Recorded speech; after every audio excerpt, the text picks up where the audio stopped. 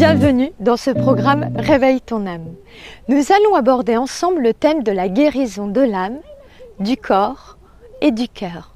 C'est un programme qui peut réellement améliorer votre vie. Nous allons commencer par aborder l'interaction entre le corps, l'âme et le cœur. Comme on le sait tous, il est impossible de se sentir heureux si l'âme, le cœur et le cœur sont en souffrance. Si un seul de ces postes n'est pas comblé, le bonheur ne peut pas être complet.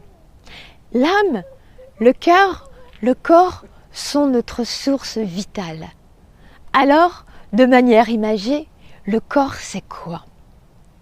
Eh bien, il pourrait être comparé à un château fort qui abrite notre cœur et notre âme. Donc, il ne faut jamais oublier que notre cœur abrite et défend également notre âme. Et notre âme, justement, eh bien, qu'est-ce que c'est? C'est un concept vraiment très difficile à définir.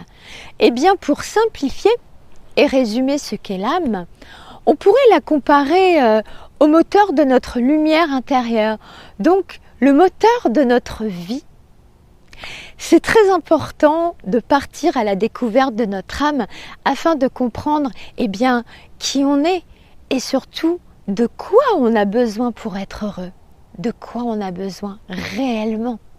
Et oui, parce que parfois on se trompe, on se laisse vraiment illusionner par tout ce qu'on nous dit autour, par tout ce qu'on voit, et ça ne nous correspond pas. Et une fois qu'on a atteint ces objectifs, on se dit c'est bizarre, je me sens vide. Pourquoi? Eh bien, on se sent vide parce que ça ne correspond pas à notre vrai alignement cœur, corps, âme. Et là, donc pour revenir à notre âme, c'est l'essence de qui on est vraiment. Vraiment. Et plus on va apprendre à découvrir notre âme, plus on va se rapprocher de notre lumière intérieure. Et donc, on va augmenter notre énergie vitale, car on va vivre enfin en accord avec qui on est vraiment, sans porter nos masques sociaux, ces fameux masques sociaux. Parfois, on s'en met même tout seul, on croit être quelqu'un que l'on n'est pas. Quand on va à la rencontre de notre âme, on découvre notre mission de vie, c'est-à-dire le chemin à suivre pour lequel on est réellement fait. La vraie vie, celle qui est un réel cadeau pour nous, se révèle lorsqu'on avance enfin sur le bon chemin pour nous, quand on est sur le vrai chemin, la voie unique, celle qui mène à notre bonheur. Et en fait, il n'y en a pas d'autre. Il faut écouter donc son âme, son cœur, et pour découvrir notre âme, sa beauté, ses ressources, il faut forcément choyer notre corps. Et oui, n'oublions pas que notre corps est le vaisseau de notre âme, comme je vous disais. On doit donc en prendre vraiment soin. C'est un impératif, un esprit sain dans un corps sain. Et ce n'est pas une légende, c'est une réalité. Alors, comment choyer son corps? Comment en prendre soin? Eh bien, il y a de nombreuses portes d'entrée. Notre nourriture, tout d'abord. Dans une voiture aussi, on fait attention à la source d'énergie qu'on y met, vous savez bien, pour la faire fonctionner. Eh bien, le corps, c'est pareil, c'est comme une voiture, ça dépend de l'essence qu'on lui met dedans. Si on met la mauvaise essence, eh bien la voiture va ramer vraiment pour avancer. Ça va être vraiment compliqué et ça va descendre notre source d'énergie. Or nous, on doit faire le plein. Et pour faire le plein, notre corps vraiment doit fonctionner de manière optimum. Voilà, c'est pareil que la voiture. Et on doit contrôler la qualité, donc je vous disais, de l'essence. Et notre essence, donc c'est la nourriture, grâce à laquelle on va faire avancer correctement notre corps. Voilà, savoir aussi se reposer. Mais bien se nourrir, c'est respecter son corps, son vaisseau et son âme. Parce que parfois, on se dit, ouais, mais moi j'ai envie de faire ça, ou j'ai envie de jouer de plus aux jeux vidéo, j'ai envie de faire un maximum d'activités dans la journée, j'ai envie, j'ai pas envie de me prendre la tête à cuisiner, puis de toute façon, voilà, je vais quand même rattraper des forces parce que même si je mange mon paquet de chips et mon pâté, en même temps, je vais me reposer dans le canapé, etc. Grave erreur, parce que pendant ce temps-là, votre corps est mal nourri, il a une mauvaise essence et en plus une mauvaise circulation au niveau de la circulation sanguine, lymphatique, de l'oxygène et là, vitalité en baisse. Faire une activité physique est également essentielle. Elle peut toujours être adaptée à notre condition physique, à notre âge, à nos envies, à notre budget bien sûr. Alors que se passe-t-il si on ne pratique pas d'activité physique et qu'on ne pratique qu'une activité canapé, comme on dit? Eh bien le corps et l'esprit vont alors, comme je vous l'ai expliqué tout à l'heure, se scléroser, s'appauvrir, ils vont perdre leur énergie vitale, il n'y a plus de stimuli, il n'y a plus de circulation. Or, la vie, c'est le mouvement. Le corps est fait pour bouger, agir, être acteur. Il a besoin de mouvement pour adhérer au mouvement de la vie. La vie, ce n'est qu'une succession de mouvements perpétuels, en fait, qui la rendent justement plus ou moins intéressante, passionnante. Et c'est ce qui vaut aussi la peine d'être vécu. Alors, ça ne veut pas dire qu'il ne faut pas se reposer, parce qu'on est fait aussi pour, comme la voiture électrique à recharger la nuit, à se regonfler pour mieux parcourir son chemin le lendemain matin. Mais voilà, ne pas bouger ou trop peu, ça ralentit vraiment la circulation sanguine, comme je vous ai expliqué. Du coup, les organes mal irrigués en sang, en oxygène, commencent à dysfonctionner, on a du mal à digérer, on se voûte, on a une mauvaise posture, le système lymphatique stagne, on a des douleurs inflammatoires un petit peu partout, au niveau des articulations, l'énergie vitale diminue. C'est le robot qui se vide. Le corps s'affaiblit et le cerveau s'affaiblit également, quoi qu'on en dise. Car le mental, eh bien, il s'écroule. Les idées créatives, l'imagination qu'on pourrait avoir, etc., elle se nourrit quasiment plus, puisque elle se nourrit de choses qu'on lui donne derrière un écran, par exemple, et pas de quelque chose qu'elle va créer en voyant, en bougeant dans un décor, en discutant avec de vraies personnes, en ayant un vrai échange. Voilà. Donc, le corps a besoin non pas que de passivité, quand on dort, voilà, on est passif, mais il a besoin de mouvement pour être en forme. Et contrairement à ce qu'on disait à une certaine époque, par exemple, on s'en est rendu compte pour le mal de dos, vous le verrez dans nos programmes justement en réflexo, en massage, etc. Bon, bien sûr, il y a des périodes vraiment où on a des tendinites, des choses comme ça, des périodes courtes en fait de repos pour pas que les ligaments et le reste frottent et vraiment qu'on ait mal, etc. Mais il faut, dès que l'on peut, vraiment sortir des carcans en fait qu'on nous donne, par exemple les grosses bottes, etc. Parce que non seulement ça crée des déséquilibres posturaux, on va dire, mais en plus, eh bien, ça ralentit notre possibilité de mouvement. Et puis on se dit, tiens, c'est bizarre, depuis que je bouge plus, j'ai pas le moral. Comment voulez-vous avoir le moral? Parce que pour avoir le moral, regardez derrière moi, c'est la nature aussi qui nous nourrit. C'est le soleil, c'est l'eau, c'est les végétaux, c'est les gens que je vais croiser, les animaux que je vais croiser. Voilà. Et bien sûr, en fait, on peut regarder la télé, se reposer, on en a le droit, mais ça doit être une petite partie si on veut rester vraiment créateur. Sinon, on va passer sa vie à avoir mal, à rêver et à se dire qu'il n'y a que les autres qui peuvent le faire. Or, on est tous acteurs de sa vie. C'est-à-dire les personnes que vous voyez à travers le petit écran, les personnes qui réussissent, celles que vous êtes en train d'écouter derrière un écran. C'est ce que je vais vous dire. Là, vous, un jour, vous serez sûrement de l'autre côté. Moi, pour l'instant, je vous dis que vous, n'importe qui, quelles que soient les situations que vous viviez là, actuellement, vous pouvez être à ma place. De l'autre côté, vous avez envie de devenir un jour acteur alors que vous êtes timide, c'est possible. Il existe plein de solutions. Au bout d'un moment, il faut sortir de sa zone de confort. Ça, c'est compliqué parce qu'on y va en se disant mais je vais forcément me planter. J'ai mal, je suis pas bien, je me tiens mal, je suis timide, j'ai pas les mots qu'il faut, j'ai pas. Mais en fait, tout ça, ça s'apprend. Ça se bosse, et puis parfois on commence à le bosser et ça allume une flamme qui était là finalement depuis le début en nous, il fallait juste, vous savez, comme pour allumer le gaz, la petite étincelle, et l'étincelle on l'a, et là on voit qu'on est capable d'une puissance personnelle, mais incroyable. Et justement, ne confondez pas la force et la puissance. Parce que avoir des forces, etc., bon, on dit souvent ça, c'est passé dans le langage courant, au niveau du corps. Ça, bon, voilà, avoir des forces, ça veut dire avoir de la vitalité.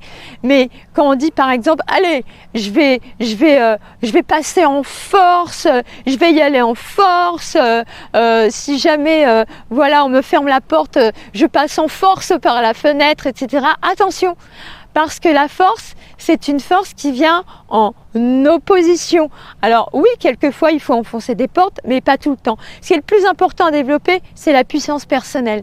Et la puissance, c'est celle qui vient uniquement de nous. C'est la flamèche, l'étincelle dont je vous parlais, qui grandit, qui grandit, qui grandit, qui grandit, et qui devient interdépendante avec notre interconnexion qu'on a avec le ciel, les énergies du ciel, les énergies de la terre, les énergies de la nature, les énergies de nos amis, de ce qu'on aime, de ce qu'on mange, etc. C'est ça la puissance qu'on doit développer. Et cette puissance donc s'exprime à travers le corps, mais quand elle s'exprime à travers le corps, en premier on le sent, hein, c'est kinésiologique on va dire, on sent comme un petit courant chaud au niveau du cœur, on se sent bien, on a plus de vitalité, et puis on a envie de sourire, voilà, on se surprend à sourire, on fait « Waouh, il y a longtemps que ça m'est pas arrivé !» Et pourquoi ça vient là maintenant? C'est parce que j'ai réveillé ma puissance personnelle. Voilà, pas besoin d'avoir une force opposée pour la faire sortir, vous comprenez? J'ai été chercher la mienne à l'intérieur. J'ai fait le voyage intérieur. Et ce qui est compliqué à comprendre, parce qu'on n'a pas été éduqué comme ça. On a été éduqué à lutter contre. Alors, bien sûr qu'il y a des obstacles sur notre chemin. La vie est semée d'embûches. Mais alors, quand il y a un obstacle, qu'est-ce que je fais? Oh, j'essaie de défoncer le mur sans gants, sans rien, et j'essaie de passer quand même. Et si j'essayais de le contourner, ou si j'essayais de faire assez de gym pour avoir assez de force pour sauter par-dessus le mur, et ben ça c'est ma puissance personnelle. Et ça veut dire que non seulement j'ai passé l'obstacle, mais j'ai pas usé, on va dire, toute ma vitalité dans une force opposée qui s'oppose à moi, mais en développant ma propre puissance personnelle. Et là, je regarde l'obstacle qui est derrière moi, je fais waouh, j'ai pu sauter cette haie, moi, toute seule, avec ma puissance personnelle. Et ça, c'est gagné. Alors comme je l'ai expliqué tout à l'heure, hein, quand les envies diminuent, l'essence même de la vie s'éloigne. Il faut donc, voilà, comme je vous disais, bien comprendre que tout est lié, imbriqué, le corps, l'esprit, donc bouger, participer à des activités, rester actif, rester entouré, voilà, tout ça c'est vital, tout ça on l'a vu. Donc il faut soigner son corps également, et cela à la moindre alerte. Le corps, quand il produit de la souffrance, de la douleur, en fait il n'est pas contre vous, comme justement je vous disais tout à l'heure, une force. Non, il fait partie aussi de votre puissance. C'est ça qu'il faut comprendre. Et il vous envoie un signal sérieux sur un dysfonctionnement. Alors, ce dysfonctionnement peut être entièrement physique, comme si par exemple on s'est tordu la cheville, etc. Mais parfois, la douleur peut être somatologique. Par exemple, on peut avoir de grosses douleurs au ventre, alors qu'il n'y a pas d'attaque physique au niveau des intestins. La souffrance peut être d'origine psychologique, dissimulée ou pas, en plus dans l'inconscient. Et notre corps tire alors le signal d'alarme, comme dans les trains, hein, pour attirer notre attention et nous faire comprendre qu'il faut se recentrer sur nous-mêmes pour comprendre ce qui ne va pas et ce qu'on doit changer. Car quand ce n'est pas dû à un élément extérieur, comme on le disait, ou si au contraire aussi on accumule les accidents en se tordant les chevilles de tous les côtés, etc., ça veut dire aussi que notre esprit n'est pas aligné à l'instant T avec ce qu'on est en train de faire. Donc, quelque part, il nous aide aussi dans notre puissance personnelle, quelque part, eh bien le corps nous le signale aussi. Donc, dès qu'on a mal, on s'aligne, on prend du temps, on se dit voilà, qu'est-ce qui se passe ? Qu'est-ce que je dois changer? Et on va faire une espèce de scan à tous les niveaux, en fait, de notre cœur, de notre corps, de notre esprit, de notre âme, de l'endroit où on vit, de nos activités en ce moment, des personnes qu'on fréquente, de ce qu'on mange, etc. Voilà, on apprend déjà à faire le bilan soi-même, le petit scan. Voilà, ça c'est un document que je vous donnerai aussi en plus. Donc en fait, on a été éduqués souvent en se disant « Oh, notre corps, là, il est contre nous, j'en ai pas un bon, il me fait mal tout le temps, j'en ai marre, je voudrais changer d'enveloppe, etc. » Mais en fait, il ne faut jamais oublier, quelle que soit la situation, comme je vous le disais, que justement, notre corps nous aide à résoudre un problème qu'on n'aurait pas su détecter sans la souffrance que l'on ressent. Et c'est difficile à accepter quand notre corps doit supporter la souffrance physique, mais il faut bien comprendre que notre corps est notre allié. En effet, comme on l'a évoqué précédemment, non seulement il est le vaisseau de notre âme, mais grâce à lui, on peut se connecter à la vie. Grâce à lui, on pense, on voit, on respire, on entend, on goûte, on se déplace, on danse, on marche, on court, on entend, on crée, on exerce un métier, on peut embrasser, on peut enlacer nos proches. C'est pas un miracle ça? C'est vraiment, moi depuis toute petite, ça m'émerveille qu'on puisse faire tout ça. Et notre corps, lui, qui est une machine fabuleuse, qui a un cadeau qui nous a été donné aussi, il est magique, car il nous comble, parce qu'il est connecté à la vie. Et il ne faut pas oublier d'avoir la gratitude envers lui. Justement, même quand vous avez mal, c'est qu'il vous prévient de quelque chose. Et c'est à nous de comprendre ce qui ne va pas. Oui, c'est désagréable, c'est inconfortable, il va falloir bosser dessus. Quelquefois, c'est très grave. On ne sait même pas si on va pouvoir s'en sortir. Et on a envie d'être dans une autre enveloppe corporelle. On a envie de la mettre au vestiaire et de mettre, ne serait-ce que pour quelques heures ou une journée, un autre vêtement et pouvoir courir, aller où on veut, être libre. Voilà, de faire ce qu'on veut, prendre une voiture, courir. Quelquefois, on ne peut pas. On est enfermé à l'intérieur de notre corps. Et là, on a de la colère contre lui. Et plus on a de la colère, qu'est-ce qui se passe? Plus on va être mal, plus on va entretenir toutes ces toxines dans notre foie, moins on va bouger, plus on va avoir mal. Et c'est un cercle vicieux qui s'installe. C'est pour ça que j'insiste aujourd'hui pour vous dire que même dans les pires souffrances qui existent, le corps, quand il vous envoie justement des douleurs, des dysfonctionnements, etc., il veut en fait lui, vous prévenir car il veut continuer à vous accompagner à vivre. Il fait tout pour qu'on vive. C'est une machine merveilleuse, un miracle. Il est essentiel à notre vie terrestre. Il ne faut jamais oublier que certes, nous sommes des cœurs, des âmes, mais nous sommes incarnés. Ça veut dire que lui, on en a besoin. Demain, il n'est plus là. Notre âme part au ciel ou selon nos croyances, voilà. Mais voilà. On n'est plus là, on n'est plus dans ce décor, on n'est plus entouré de cette nature, on ne peut plus embrasser ce qu'on aime. Alors bien sûr, qu'est-ce qui reste? Il reste l'amour, l'amour est éternel, l'amour traverse la matière, le temps, il restera toujours cet amour dans nos cœurs. Mais là, nous, ce qu'on veut, c'est le restant des jours qu'on a encore à vivre. On veut une renaissance, on veut renaître, on veut une vraie vie, on veut pas une survie. On veut que la vie commence enfin. Et donc, écoutons notre cœur et aidons-le et comprenons qu'il veut nous aider. Et le jour où la douleur s'arrête, on a gagné ensemble et on est aligné. Et là, notre puissance intérieure, elle a encore monté. Et plus rien ne peut nous arrêter alors pour avoir la vie vraiment de nos rêves. Et plus la rêver, mais la vivre. Se dire, oh là là, vivement demain matin, oh, ma vie elle est géniale, mais c'est mieux que de que tout ce que je regarde à la télé, je le vis avec toutes mes cellules, avec tous mes sens, je suis dedans. C'est moi l'héroïne, c'est moi l'actrice. Donc comme je vous l'ai expliqué, notre corps lutte avec nous, avec ses forces, sa puissance à lui, plutôt puissance, pour nous protéger et nous garder en vie. Il nous garde en vie tel un chevalier protecteur. Voilà, ça, imaginez, voilà, c'est notre chevalier protecteur avec sa grosse épée. Et il fait de son mieux pour protéger notre âme. Notre corps, c'est notre paratonnerre. Il absorbe les chocs, quelle que soit leur origine. Il nous permet d'être là.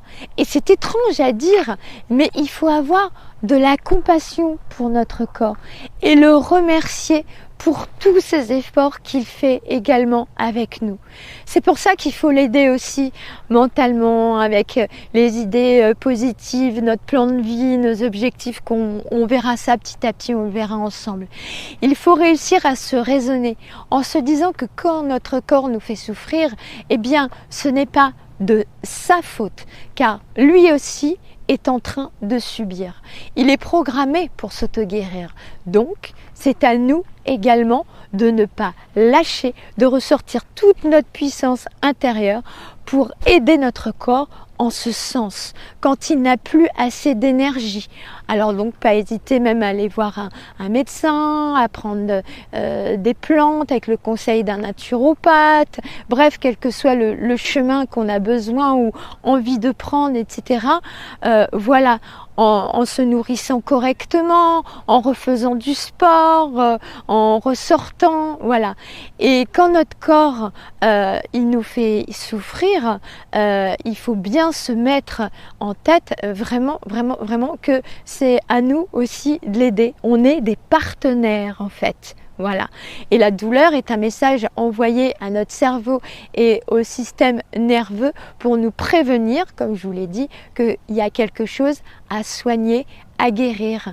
Donc, il faut vraiment avoir beaucoup de recul, vraiment une grande philosophie et une grande puissance intérieure pour pouvoir aussi se dire mais moi aussi je peux être actrice de ma vie, je peux changer ma vie dès demain malgré ce que je suis en train de ressentir dans mon corps aujourd'hui, car je suis capable de sortir de cette situation, car lui et moi aussi on va s'aider, voilà, et on va demander à notre âme et à notre cœur de nous aider, parce que notre cœur il va nous guider aussi, tous les guidages qu'on a, ces intuitions, ces moments où on est persuadé qu'il faut aller à droite plutôt qu'à gauche, on avait prévu quelque chose et finalement au dernier moment on se dit non, j'y vais pas, ou alors je sens que finalement là je me sens bien, c'est ça qu'il faut que je fasse. Dès qu'on sent cet enthousiasme, etc., eh bien tout ça, ça va aider vos cellules du corps aussi à se remettre en place. Tout compte, tout est lié, tout est intriqué. Ne l'oubliez jamais.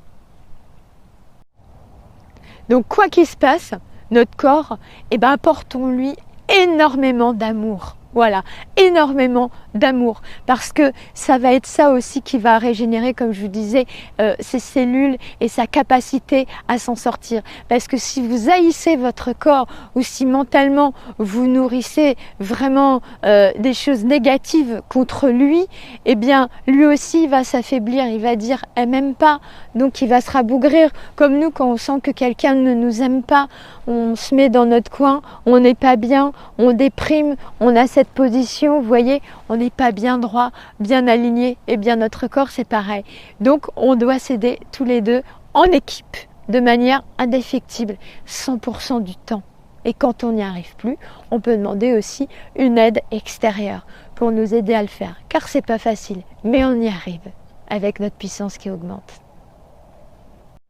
C'est donc en l'aimant, en le remerciant et en l'aidant, voilà, qu'on va vraiment pouvoir se sortir de la maladie, parce que notre corps, lui, il nous aide, il dit « je suis là aussi, je t'aide à rester en vie, je mène une guerre à bâton rompu jour et nuit pour nous sortir de là », et c'est très fatigant pour lui aussi. Quand on voit notre corps, finalement, c'est comme si on regardait notre enfant intérieur, dont on parlera aussi plus tard.